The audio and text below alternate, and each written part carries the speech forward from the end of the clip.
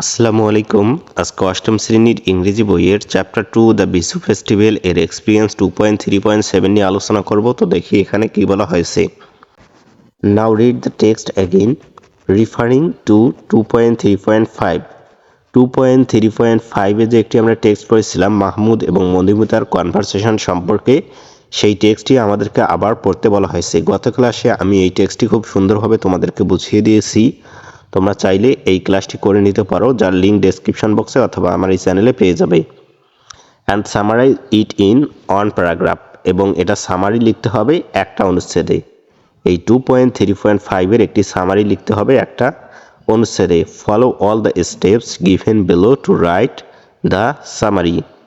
নিচের স্টেপ বা নিচের যে ধাপগুলো রয়েছে সেই ধাপগুলো অনুসরণ করো সামারিটি লিখতে বা সারাংশটি লিখতে। তো এখানে কিছু নির্দেশনা দেওয়া রয়েছে সামারি কিভাবে লিখতে হবে। সেই নির্দেশনাগুলো কিন্তু আমরা সামারির একটি ক্লাস যখন করেছিলাম তখন আমরা জেনেছি, তাই এগুলো আজকে আমি পড়াবো না, শুধু 2.3.5 এর সামারিটি নিয়ে আলোচনা করব। তো চলো সামারিতে চলে যাই।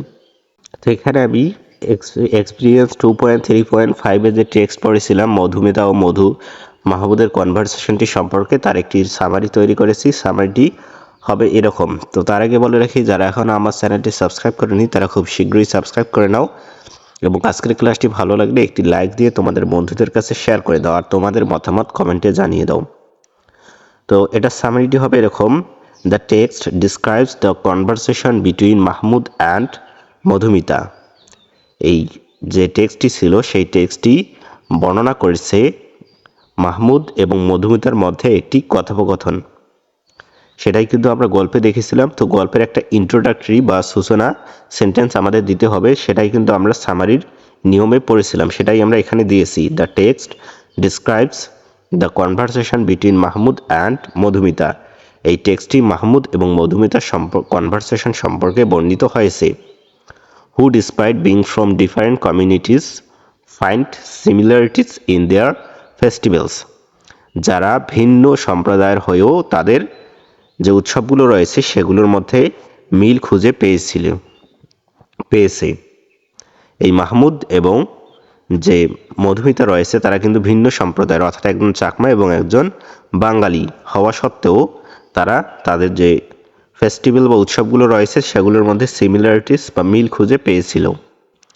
Mahmud and Madhumita meet at the bus counter and start a conversation. Mahmud এবং মধুমিতা বাস কাউন্টারে দেখা হয় এবং তারা কনভারসেশন শুরু করে। মিট মানে দেখা হওয়া, তাদের দেখা হয়েছিল বাস কাউন্টারে। তো এখানে সামারি লিখতে গেলে আমাদের গুরুত্বপূর্ণ বিষয়গুলো তুলে ধরতে হবে। Mahmud knows about the Biju festival from Madhu. Mahmud মধুর কাছ থেকে বিজু ফেস্টিভ্যাল সম্পর্কে জানেন। It's 3 days celebration marking the Chakma new year. চাকমাদের নিউ ইয়ার সেলিব্রেশন করার জন্য এটা 3 দিন ব্যাপী একটা উৎসব। সেলিব্রেশন মানে উদযাপন।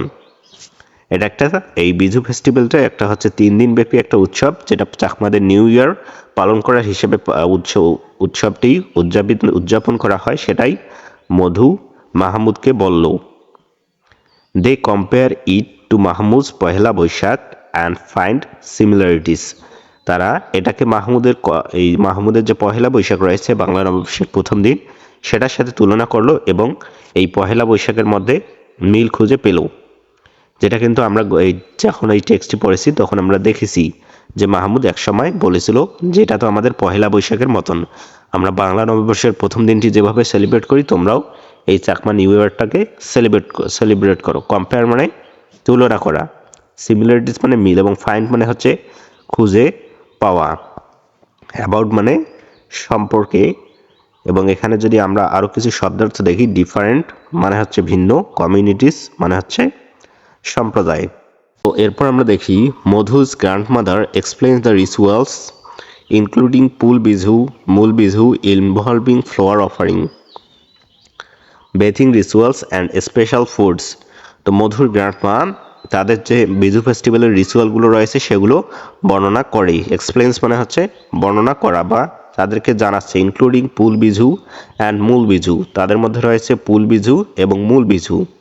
প্রথম দিনটিকে পুল বিজু বলা হয় এবং দ্বিতীয় দিনটিকে মূল বিজু বলা হয়। ইনভলভিং ফ্লোয়ার অফারিংস, এই ফ্লোয়ার অফারিং দ্বারা কিন্তু এই উৎসবটি শুরু করা হয়, বা তাদের যে লর্ড বুদ্ধ রয়েছে তাদেরকে ফুল প্রদানের মাধ্যমে এই উৎসবটি শুরু করা হয়। এরপর কি রয়েছে, বেথিং রিচুয়াল অর্থাৎ গোসলের মাধ্যমে মূল বিজু শুরু করা হয়, সেটাই এখানে বলা হয়েছে। মেন বিষয়গুলোই কিন্তু আমি এখানে তুলে ধরেছি। অ্যান্ড স্পেশাল ফুডস, এবং স্পেশাল খাবার তৈরি করা হয়। তাদের যে এই 3 দিনব্যাপী এই বিজু ফেস্টিভ্যালটা রয়েছে এগুলোই মূলত তাদের উৎসবের মধ্যে অন্তর্ভুক্ত। ইনক্লুডিং মানে অন্তর্ভুক্ত। মাহমুদ ইন্ট্রোডিউসেস নবান্ন, এরপর মাহমুদ নবান্নকে পরিচয় করিয়ে দিল। এতক্ষণ বিজু ফেস্টিভ্যাল সম্পর্কে মাহমুদ জানলো এবং পরবর্তীতে কি মাহমুদ ইন্ট্রোডিউসেস নবান্ন, মাহমুদ নবান্ন সম্পর্কে পরিচয় করিয়ে দেয়। বাংলাদেশের agriculture festival celebrating new crops, বাংলাদেশের এগ্রিকালচার ফেস্টিভ্যাল যেটা সেলিব্রেট করা হয় নতুন শস্য ঘরে আনার মাধ্যম হিসেবে। তো এরপর দেখি, both the families are amazed by the striking similarities in their festive tradition, উভয় পরিবার অবাক হয়ে গেল তাদের যে ফেস্টিভ বা উৎসবগুলো রয়েছে সেগুলোর মধ্যে সিমিলারিটিস বা মিলগুলো লক্ষ্য করে। স্ট্রাইকিং মানে তাদের যে সিমিলারিটিস বা মিলগুলো রয়েছে সেগুলো লক্ষ্য করেছিল। Both families are amazed by the striking similarities in their festive tradition, তাদের যে উৎসবের প্রথাগুলো রয়েছে সেগুলোর মধ্যে মিল লক্ষ্য করে তারা উভয় পরিবারেই অবাক হয়ে গেল। Realising they celebrate similar things in distinct ways, তারা এটা বুঝতে পারলো যে বা অনুভব করতে পারলো যে তারা একই ধরনের জিনিস ভিন্ন উপায়ে উৎসব পালন করতেছে, অর্থাৎ একই জিনিস তারা ভিন্ন উপায়ে বা ভিন্নভাবে পালন করতেছে। ডিস্টিংক্ট মানে স্বতন্ত্র বা আলাদাভাবে। তো আজকের ক্লাসটি এই পর্যন্ত। এটাই হচ্ছে তোমাদের এক্সপিরিয়েন্স 2.3.5 এর সামারি। আশা করি তোমরা বুঝতে পেরেছো কিনা সেটা অবশ্যই কমেন্ট করে জানিয়ে দাও। আজকের ক্লাসটি করার জন্য অসংখ্য